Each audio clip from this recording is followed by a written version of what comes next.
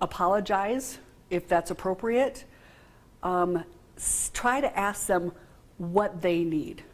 So, hey, going back to, hey, Tommy, I noticed that you're texting a lot during class.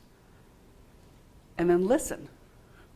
If they say, yeah, my mom's in the hospital and I'm trying to figure out what's going on. Ah, okay, that's a whole different story. Or, yeah, your class is so boring that I need to do something to keep myself awake. Okay, that's a whole nother strategy for dealing with that. But listen to what they have to say and find out how, in what ways that you can help. My belief, I'm on the care team, and I really, really want to strongly encourage people to use the care team for these things. And it doesn't have to be the big threat of, I'm gonna go get a gun and kill people. If you start noticing that one person continues to cause disruptions, we need to know about that. That's helpful for us. I mean, the whole reason for a care team is to try to nip things in the bud before things get out of hand and out of control. Any questions so far? Am I singing to the choir? You guys know all of this stuff already? You're a quiet group, holy cow. What else to do with a disruptive student? Again, silence is consent in this realm. I'm not talking about the sexual assault realm, that silence is consent. But in this realm, if you allow a behavior to continue, you are saying that that behavior is acceptable to you. So please keep that in mind. It's absolutely appropriate that if a person is being really disruptive in class, that you ask that person to leave. Again, I would probably go up to that person, probably try to say it as quietly as possible, not from at the front and saying, hey, Kirsty, get out of my class, because again, that person has just lost face. But to walk up to them and say, you know, hey, it seems like maybe things are getting a little out of control. You know, I need you to leave. Don't ask a question if you're not okay with the answer being no. Will you leave? No. Okay, now, now what do we do? So, you know, I need you to leave. It's time to leave, those kinds of things. Please know that you can call Jason, call 911, call extension 4150, any of those kinds of things. Your safety is more important to us. When it becomes a safety issue, the relationship with the student takes the back seat for your safety and other people's safety. After that person has gotten out of this situation, you can go back and work on building that relationship again. But when safety is that becomes the #1 priority. How not to work with disruptive students. Don't raise your voice. So how many of you are parents in here? Okay, so when your baby is screaming, does your voice raise? Sometimes. Okay, good point. What should we do when a baby is screaming? Talk very quietly, slowly, quietly, in a soothing voice. So, let me give you my example. I was working with in a residential treatment home for teenagers. I was leading a group of boys who had been sexually offended against. Not a popular group. People were not like raising their hand going, I want to be in your group. This teenage boy who was going to be assigned to my group, I'd never laid eyes on him before, charged me across this outside area, charged me, stood, he was this tall, stood, poked his finger into my chest, and was talking about all the ways that he was going to rape me, dismember me, blah, blah, blah, blah, blah. On the inside, I was vomiting, I was on the ground in the fetal position, sucking my thumb. On the outside, I was saying, wow, you sound really angry. And you know what? I know you're not angry at me because I've never met you. So I would really like to know what's going on. Do you want to sit down? Can we talk? And then he regrouped and he threw some water at me and he was, kind of doing all this posturing again. And I said, wow, God, I hear you. You are really, really angry and I really want to help. What can I do? And he kind of like, he didn't push me, but he just kind of did this with his hands and he walked off. I went into my office and just kind of lost it for a few minutes.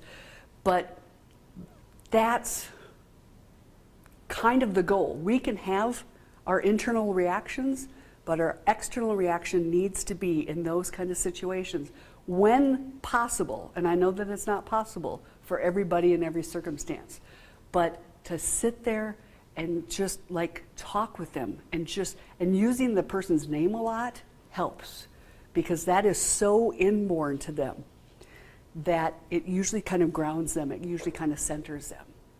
So, Brett, I know, you sound really upset. I really want to help you, Brett. What can we do? Can we sit down? Can we talk? And what people are expecting is that when they're elevated, that they're going to be met with this. And when they don't, they usually fizzle. Or they remove themselves. Then they go out looking for another fight. So just because the fight may be over with the person storming out of your office or storming out of your classroom, was that my computer that did that? Okay.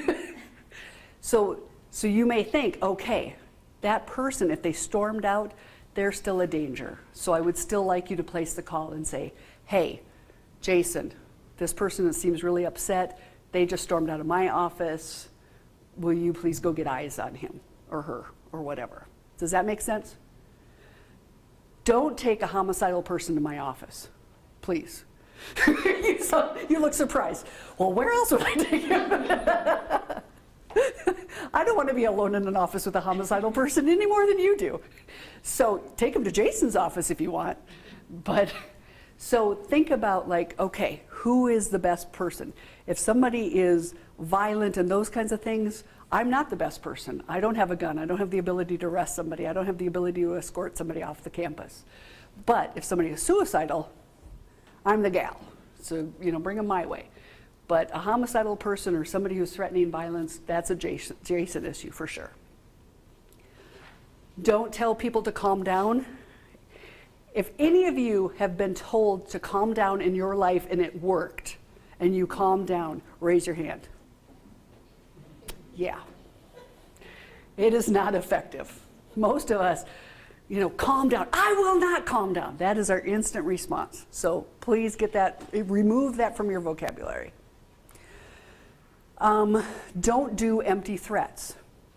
So I'm going to kick you out of here. I'm going to fail you. I'm whatever. Unless you are absolutely ready to follow up with that, don't say it. Because if you don't follow up with it, that person's never going to respect you again. You're going to have lost credibility. Okay, now we're going to switch to distressed students. So disruptive students are more of the outward behaviors. The distressed students can be more of, yes, Kirsty, please. Can I just also ask, because you may know the answer, if we have a student who comes to our appointment drunk and under the influence of alcohol or drugs, what do you recommend us doing? Before we move to distress, they're also still a disruptive or harmful student. Very good. Very good point. Repeat that so Gillette hears it. Yes. Kirsty just asked the question about what if a student shows up to an appointment and they're either under the influence of alcohol or drugs. What to do? So if it is a non-student, so a person off the street saying, hey, I'm thinking about college, I would call 911. Or Jason, because if a person's on campus and they're misbehaving, Jason can escort them off campus.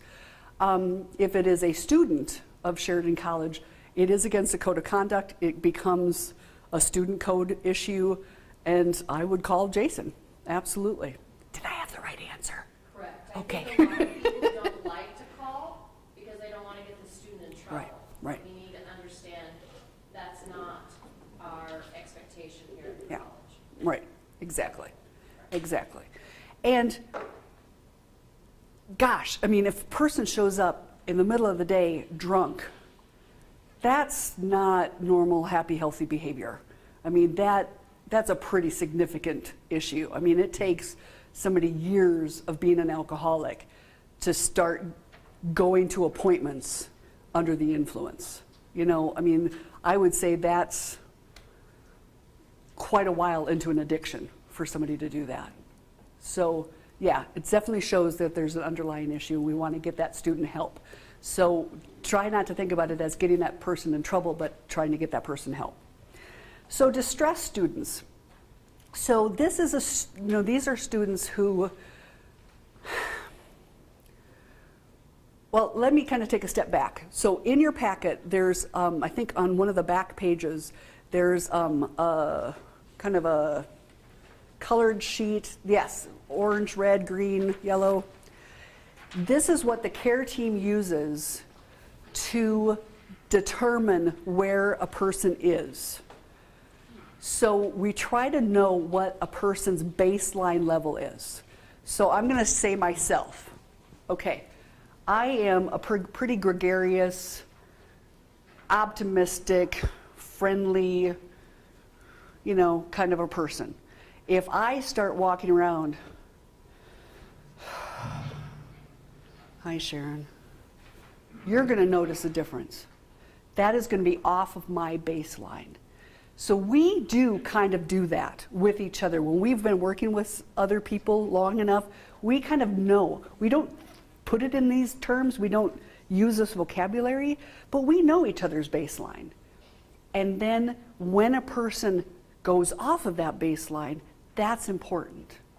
So I believe that you guys have those relationships with your students too, that you notice when somebody is going off their baseline. And then you can ask, you know, gosh, what's up? You know, what's going on with you? Oh, my mom just died, or oh, I just got an MIP, or whatever else the answers that you're going to get. And so any change from baseline, and that can be the not going to school or not going to classes, you know, not getting out of their dorms, drinking too much, cutting behaviors, any of those kinds of things. Changes in hygiene, you know, all of a sudden you're noticing that that person's maybe not showering, or if that person always comes, you know, to class with full hair, makeup, you know, all of that kind of stuff, and now they're not, that's definitely a change. I don't think we're going to get too many people who are losing, you know, losing the ability to communicate or losing contact with reality. But we could. I mean, potentially we could have somebody who has bipolar disorder on campus. I think we do have students who have bipolar disorder on campus. So if they go off their meds, you know, this is something that we could see, or somebody who has schizophrenia. But I do hope that that's not going to be the first sign. We're not going to get a care report and say somebody's speaking, you know, illegibly and, you know, not showering for 3 weeks. We're going to notice these little things that you guys put care reports in, and then it's going to result in that. Does that make sense? Okay. So how to work with students who are distressed. Again, talk to them in private, listen, care when you know, really listen with all of your being. Don't be texting or sending emails as the person is talking. Clarify that you can't promise complete confidentiality. When a student says, gosh,